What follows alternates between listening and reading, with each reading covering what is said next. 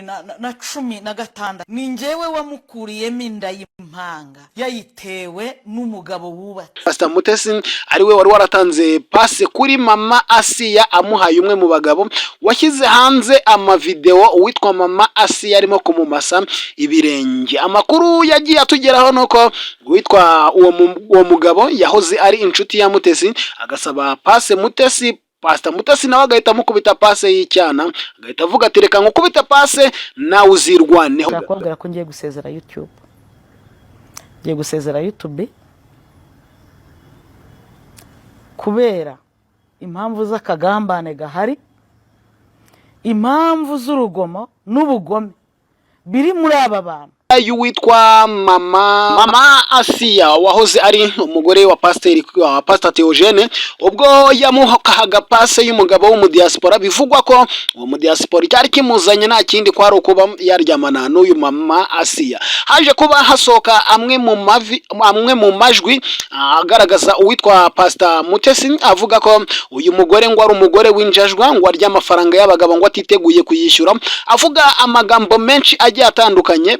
Pastor Mutesi kuva icyo gihe yabonye yuko hano kuri social media ibintu bitoroshye, kubera yuko ibyo yavuganaga n'abantu yari yizeye yabonaga byose bijya hanze. Ariko bamwe mu bakoresha social media bagakomeza kuvuga ko uyu Pastor Mutesi ashobora kuba yitwikira umwambaro wo kuba ari umukozi w'Imana, ngo ariko nanone ku rundi ruhande akaba ari umunyamabi, umukozi w'Imana. Mbibutse ko uyu Ezekiel n'umwe mu bantu baje bakora ibiganiro bitandukanye bavuga ko uwitwa Pastor Mutesi ngo yaba yaribagishije nyababyeyi ko atazigera akora iki yongera kuba yabyara, ndetse n'andi makuru n'ayo mavideo n'amajwi byose byagiye hanze bivugwa ko ari ibya Pastor Mutesi. Pastor Mutesi avuga ko abantu bamuzengereza agomba gutanga agafanta, umwe muri abangaba ari we Ezekiel akaba yakora iki, akaba yakwicwa, ndetse n'ibiganiro bye afite kuri YouTube bikaba byakora iki, bikaba byasibwa.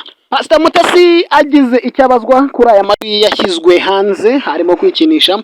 Pastor Mutesi yaje kuba ahakana wenda ko ataraye, ko hashobora no kuba yakoreshwa ikoranabuhanga kugira ngo bamusebye, ariko abajijwe ku majwi yagiye hanze ari kuvuga ko bagomba gucecekesha uwitwa Ezekiel cyangwa se ibiganiro bigasibwa, ubwe yiyemerera ko ashobora kuba yatanga agafanta ku muntu wabikora. Ntabwo yaje kuba ahakana ko atari we, yarabyemeye rwose, avuga yuko uwo mugambi wari uhari, ariko yaje kuba yisubiraho ibyo bikorwa yari ari gutegura cyangwa se bari gupanga. Anavuga ko kwari ukugira ngo batere ubwoba umuntu bita Ezekiel areke gukomeza gutangaza ayo makuru. Amahoro kuri mwese bakunze ibi biganiro byacu, dushimiye mwabwo mwese mwakoze subscribe, share ndetse na comment. Muraba agaciro kuri twebwe rero, duhari ku bwanyu kandi namwe muhari ku bwacu, turabakunda cyane. Rero murabizi ko hashize iminsi igitari gitoya rwose ari kuvugwa saga y'umuntu ta Pastor Mutesi ndetse n'uwo bita Ezekiel. Ezekiel byavugwaga ko afite amajwi y'uwitwa Pastor Mutesi ndetse n'uwitwa Mama Sharirene ngo barimo kwikinisha. Bivugwa yuko aba bagore ngo bafataga amavideo bakayoherereza bamwe mu ba diaspora ngo babahaga ikintu cyitwa amafaranga, ngo ariko byagira nyuma bamara gushwana ya mavideo yabo bakaza kuba bayashyira hanze. Amakuru agezweho nuko urwego rw'igihugu rw'ubugenzacyaha RIB rwamaze kuba rwinjira muri iyi dosiye n'iki kibazo cy'aba bombi, ngo kubera yuko bamwe muri bo baje kuba bakoreramo ibyakangamira uburenganzira bwa bagenzi babo. Ati byaje kuba bigenda biterero. Witwa Pastor Mutesi rero bivugwa ko yaje kwegera urwego rw'igihugu rw'ubugenzacyaha RIB akavuga yuko bamwe mu ba content creator ba hano mu Rwanda cyangwa bamwe mu ba social media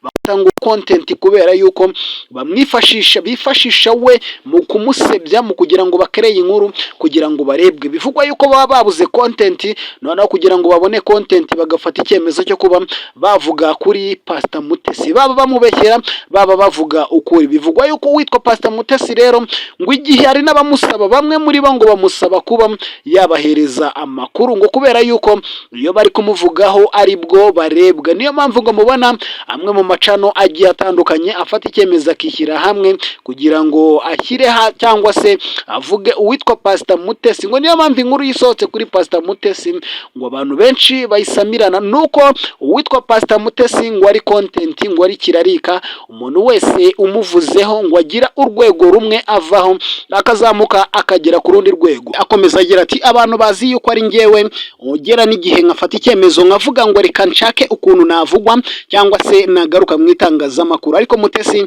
ikintu yakoze ahangaha nuko yabihakanye avuga yuko atari we uba washatse kuba yavugwa. Murabizi ko hashize igihe kinini amuvugwaho amakuru menshi agiye atandukanye, murabizi ko habanje kuvugwa amakuru agiye atandukanye y'abagabo batandukanye yagiye abana nabo, yaba ari umwe wapfuye Pastor Mutesi agakorera ikiriyo inahangaha, haba ari ugukusanya amafaranga yo kugira ngo bamufashe kujya gutabara cyangwa se kujya gushyingura wari umukunzi we, haba ari ubukwe bwe yakoranye n'uwitwa Ferdinand.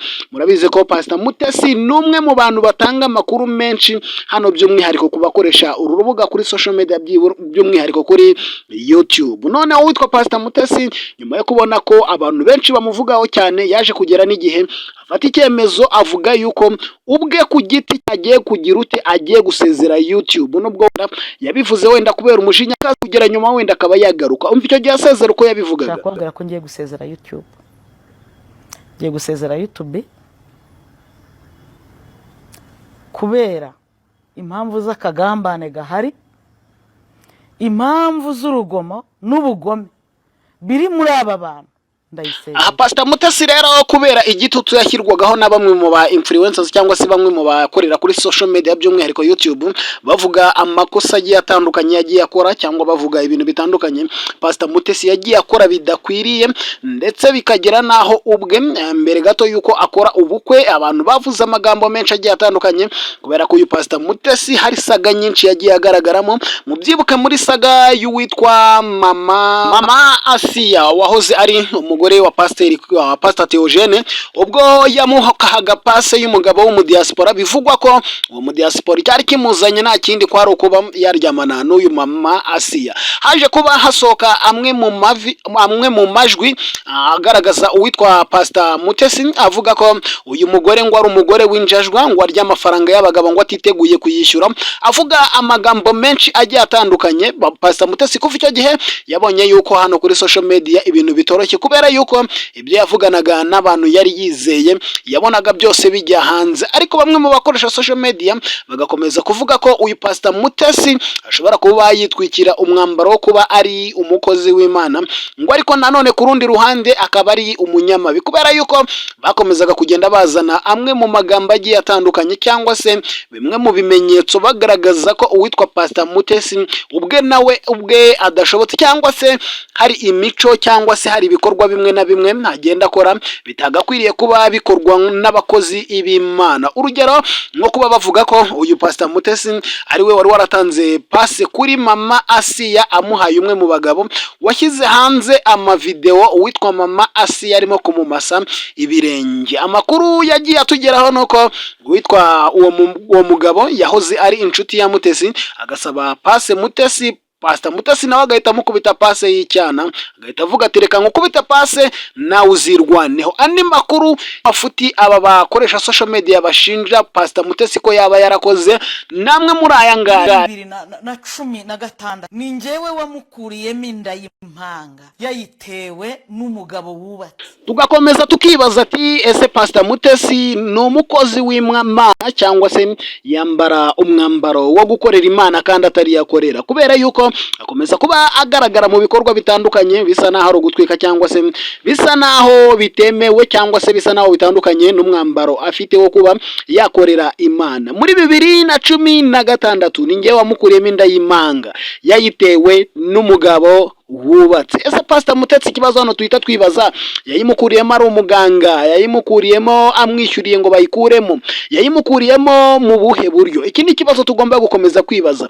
Pastor Mutesi ni umukozi w'Imana cyangwa se yiyitirira umwambaro wo kuba yakorera Imana? Muri iyi minsi rero nabwo havutse indi saga y'uwitwa Pastor Mutesi n'umugabo bita Ezekiel, bose bahurira kuko bangwa arabapasteri arabavuga butumwa ngo babohora imitima y'ababoshye bakagira ibyo berekwa n'Imana bakabibwira abo bigenewe. ikibazo cyaje kuba kigenda gite rero? Witwa ngo Ezekiel yaje gutahura amakuru yuko hari umugambi mubisha waba uri gutegurwa n'uwitwa Pastor Mutesi. Pastor Ezekiel nawe nta kindi kintu yaje kuba akora, yaje guhita anyarukira mu gihugu cya Uganda. Amaze kugera mu gihugu cya Uganda, bivugwa ko hari umuntu wamuhamagaye akamubwira ati nanjye hari amajwi mfite y'umugambi mubisha bashaka kugukorera ibintu bibi, ariko nanjye hari ibintu mfite by'uwo mugore, ese wamfasha tukabishyira hanze? Ezekiel akimara kubona amajwi, nawe yaje kuba akora ikiganiro aza kumvikanishamo amajwi mwumvishe muri benshi, bivugwa ko ari aya Pastor Mutesi, ngo yari arimo gukora iki? Yari arimo kwikinisha. Bikavugwa ko iyo video yayifashe ashaka kugira ngo ayoherereze umuntu hanze. Pastor Mutesi rero nyuma yo kumva amajwi yageze hanze, yaje kuba afata video cyangwa se akora voice, banza ari voice yoherereje umuntu kuri WhatsApp amubwira ati hari abagabo batatu banzengereje bamereye nabi, harimo witwa Ezekiel ndetse n'abandi babiri, ariko icyo nshaka kukubwira nuko sinabura agafanta kugira ngo aba bagabo bombi mukora iki? Mubanyize cyangwa se mubacecekeshe. Cyane cyane by'umwihariko wavugwaga cyane n'uwitwaga Ezekiel, ngo kubera yuko ariwe muntu wagereje Pastor Mutesi, kubera yuko mu bihe bitandukanye yaje avuga ko Mutesi hari ibikorwa bibi cyangwa ibikorwa bitandukanye no kuba ari umukozi w'Imana. Mbibutse ko uyu Ezekiel n'umwe mu bantu baje bakora ibiganiro bitandukanye bavuga ko uwitwa Pastor Mutesi ngo yaba yaribagishije nyababyeyi ko atazigera akora iki? Yongera kuba yabyara. Ndetse n'andi makuru n'ayo mavideo n'amajwi byose byagiye hanze, bivugwa ko ari ibya Pastor Mutesi. Pastor Mutesi avuga ko abantu bamuzengereza, agomba gutanga agafanta. Umwe muri abangaba ari we Ezekiel akaba yakora iki? Akaba yakwicwa, ndetse n'ibiganiro bye afite kuri YouTube bikaba byakora iki? Bikaba byasibwa. Pastor Mutesi agize icyabazwa kuri aya majwi yashyizwe hanze harimo kwikinisha. Pastor Mutesi yaje kuba ahakana wenda ko ataraye, ko hashobora no kuba yakoreshwa ikoranabuhanga kugira ngo bamusebye, ariko abajijwe ku majwi yagiye hanze ari kuvuga ko bagomba gucecekesha uwitwa Ezekiel cyangwa se ibiganiro bigasibwa, ubwe yiyemerera ko ashobora kuba yatanga agafanta ku muntu wabikora. Ntabwo yaje kuba ahakana ko atari we, yarabyemeye rwose, avuga yuko uwo mugambi wari uhari, ariko yaje kuba yisubiraho ibyo bikorwa yari ari gutegura cyangwa se bari gupanga. Anavuga ko kwari ukugira ngo batere ubwoba umuntu bita Ezekiel areke gukomeza gutangaza ayo makuru, ariko cyari gihari nuko umugambi ushobora kuba wari ukomeje. Ndetse na nyuma wenda Pastor Mutesi yisobanura, hari voice yaje kubigaragara Pastor Mutesi avuga yuko wa mugambi abwira abantu yoherereje amafaranga ko umugambi yari afite wo kuba bagirira nabi Ezekiel ngo yawuhagaritse, ngo yabahemukiye umugore we n'abana, ngo wenda hari igihe Imana izamucecekesha cyangwa se azagera igihe akisubiraho agasaba imbabazi. Ariko amajwi yaje nyuma yaho uwitwa Ezekiel ashyiriye hanze byose, cyangwa se n'ayo majwi yo gushaka kumwica byose bigize ute? Bigiriye hanze. Ikibazo turakomeza kwibaza, ese ni social media zatoroti uwitwa Mutesi cyangwa se zamwibasiye cyane, cyangwa se na Pastor Mutesi hari ibyo yakoze bitari bikwiriye? Ikintu ngenda gusaba nta kindi ni ukukora subscribe kugira ngo ujye ubona notification z'ibiganiro byacu. Amakuru n'ibiganiro byacu nakagaruka, turabakunda cyane. Twacagamo ku makuru atandukanye akomeje kugerwa kuri Pastor Mutesi ndetse n'abantu batandukanye, by'umwihariko abakoresha urubuga rwa YouTube bakomeje kuba bagirana ibibazo n'uwitwa Pastor Mutesi.